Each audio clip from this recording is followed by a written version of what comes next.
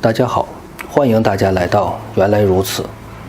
今天我们来分享的话题是敢讲这话的牧师不多。关于我节目的标题是很多朋友集中吐槽的一个点。的确，有时候在标题的选择上会使用一些措辞强烈的语言。当下这个社会冲击眼球的东西太多了，在 YouTube 这个平台中，每天成千上万的节目被制作。最近我的频道一直被平台限流，基本上得不到正常的推荐量，加之一些仇敌的专业差评，使得您能看到本频道的节目实属难得。如果您觉得我的节目的标题哗众取宠，我倒是觉得有点冤枉，因为我一直控制自己，尽量说话温和。事实上，今天教会的问题比我节目中所说的要严重的多得多。至于看了标题就被绊倒的人，我也无话可说。一个10几分钟的节目都不能完整的观看，教会牧师1个多小时的讲道更不可能听得进去。本频道就是将一些教会应该教导的真理抛砖引玉的跟大家分享出来，取代不了您读圣经，也取代不了您去教会。目前本频道除了一些早期制作的节目水准不高，真理不强以外，之后的这些节目基本上都能在真理上站立得住。而今天很多教会忙于传讲人生哲学，却疏于教导圣经真理，这是一件非常不应该的事情。今天我们就来分享一个教会中应该教导的真理，可是敢讲这话的牧师不多。今天的基督信仰已经非常的宗教化了，即便是传统基督教国家，秉承真正信仰的人也在逐年减少。随着科学技术的发展，物质世界的丰富，各种感官的冲击，导致人与神渐行渐远。纵观人类的历史，只有在战争、瘟疫或者大灾难之后，很多人会将心转回向神。但是舒服的日子过久了，要不要上帝也就又变得无所谓了。可是这个时候，教会就显得越发的尴尬。本来周日大家可以出去玩的，但教会凭什么能够吸引人放弃出去游玩的机会，来到教会聚会呢？近半个世纪以来，基督徒一直参加聚会的人数比例逐年下降。不仅很多基督徒不再参加聚会，甚至背弃基督信仰的人也逐年增多。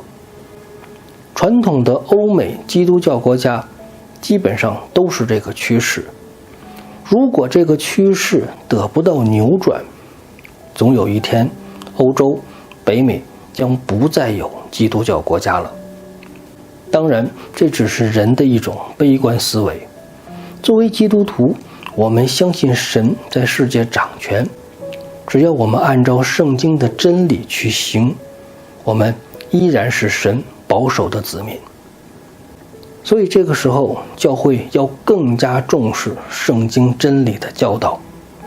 如果没有真理作为指导，那么教会只是一群迷途的羔羊，横冲直撞，危机四伏。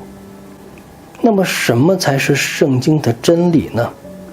其实就是圣经所教导基督徒应该有的，而且是最基本的人生观和价值观。教会不仅要告诉会友什么事情可以做，什么事情不可以做，也要教导大家什么是好的，什么是不好的。因为很多基督徒知道自己不可以拜偶像，一定要孝敬父母，要诚实，不可以说谎，等等等等。但是对于一些分辨是非好坏的事情，却是糊涂的。有时候即便不会糊涂，却也说不出一个所以然。这个时候应该说是对基督信仰一个不小的打击。打个比方，在今天这个物欲横流的社会中，金钱是每个人都很在乎的东西。千万别说基督徒就不能在乎钱，基督徒也得穿衣吃饭，没钱怎么生活呢？当教会中比较贫困的基督徒向牧师询问基督徒的贫困是不是上帝不眷顾，或者说有钱的基督徒是不是上帝特别垂爱，牧师应该怎么回答呢？基督徒是神的儿女，如果信耶稣就得过穷日子，我想没有几个人愿意信耶稣。可是面对这世上那些富有的人，他们也不信耶稣啊，为什么他们却过得那么好呢？如果牧师在这个时候说有钱人不信耶稣将来会下地狱，我想不一定能让所有人信服。或者说有钱人也有有钱人的烦恼，有钱人不一定像你看到的那么幸福，我想这么说也是缺少一点信服力。在这个世界上，有钱人在很多事情上比穷人就是要过得好一些，这是只要是个人都能看得出来的东西。非要将有钱人说的不幸福，这不是圣经的真理。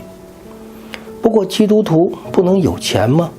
神难道就喜欢用贫穷祝福儿女吗？还是有钱人进不了天国呢？圣经说有钱人进天国比骆驼穿针眼还难。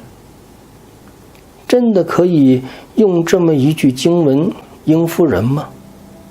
圣经中难道没有既有钱又爱神的人吗？亚伯拉罕有钱吧，他们家的房子就300多间。约伯有钱吧，他们家的牲畜有1万多头。大卫有钱吧，他们家的黄金有3400吨，白银有34000吨。如果您觉得这些都是旧约中的人物，新约也有啊。撒该有钱吧，著名财主，而且是耶利哥城的税务局局长。亚利马太的约瑟有钱吧，著名财主，而且还是国会议员。这些都是又敬虔又富有的基督徒。牧师在教会中又该怎么解释呢？对于朝不保夕的穷人来说，富人吃得好，住得好，玩得好。虽然基督徒的喜乐并不是站在物质这一边的，但日用的饮食的确是神的祝福。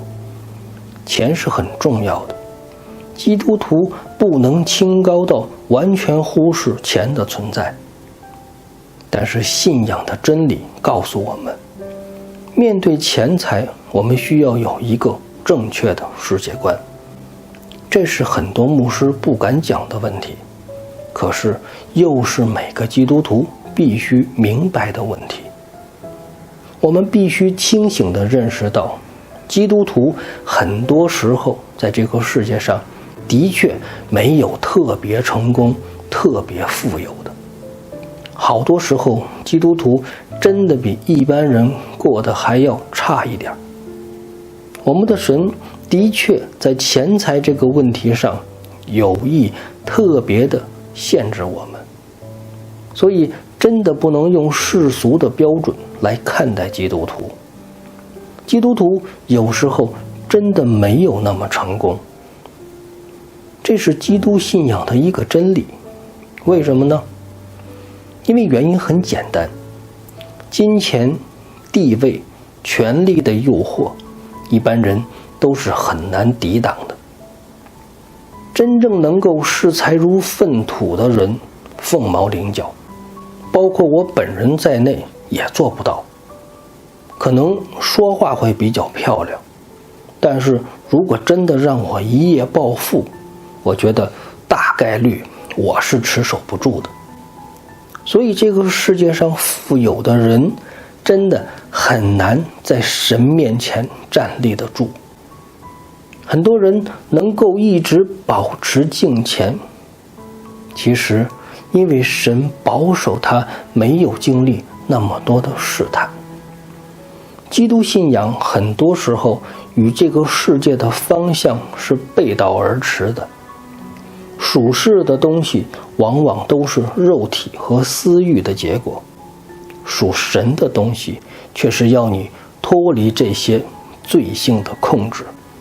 所以基督徒也可以说是一群逆着世界潮流而行的人。但是这样的话会让很多人听得不舒服。可是真理就是真理，有多少人可以保证自己能够做一个敬虔的财主呢？对于大多数人来说，这是做不到的。每个人只能有一种人生，每个人的生命对神而言都看为宝贵。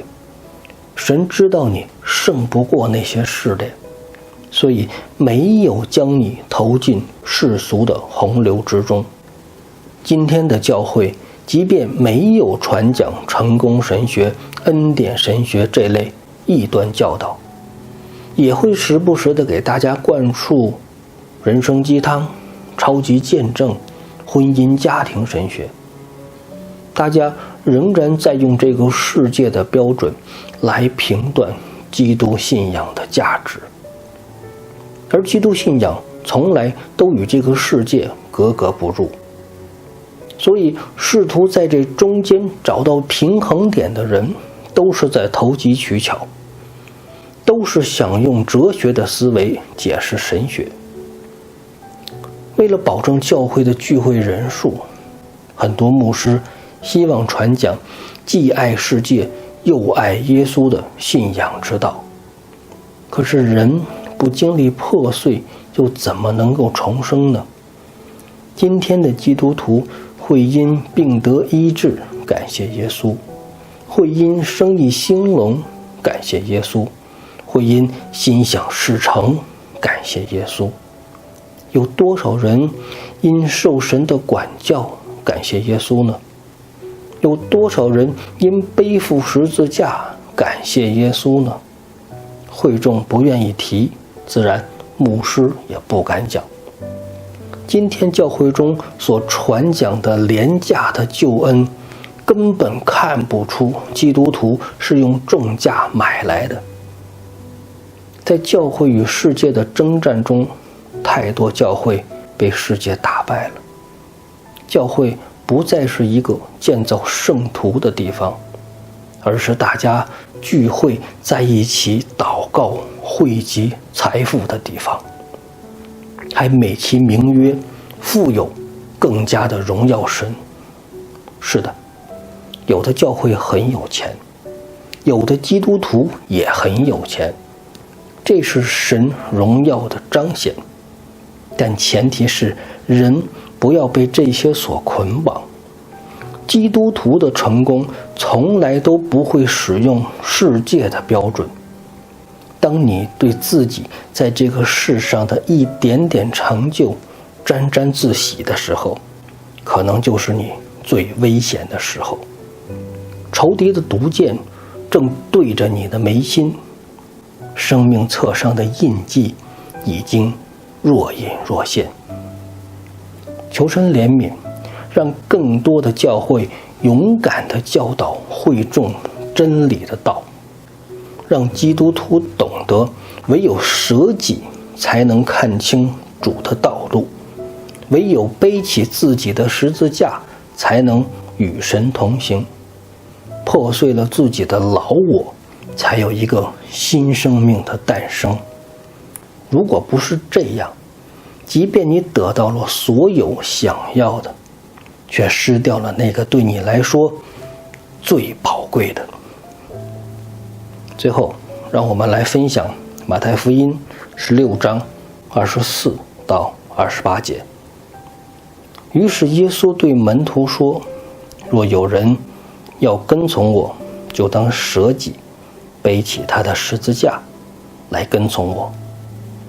因为凡要救自己生命的，必丧掉生命；凡为我丧掉生命的，必得着生命。人若赚得全世界，赔上自己的生命，有什么益处呢？人还能拿什么换生命呢？人子要在他父的荣耀里，同着众使者降临。那时候，他要照个人的行为报应个人。我是在告诉你们，站在这里的，有人在没尝死味以前，必看见人子降临在他国里。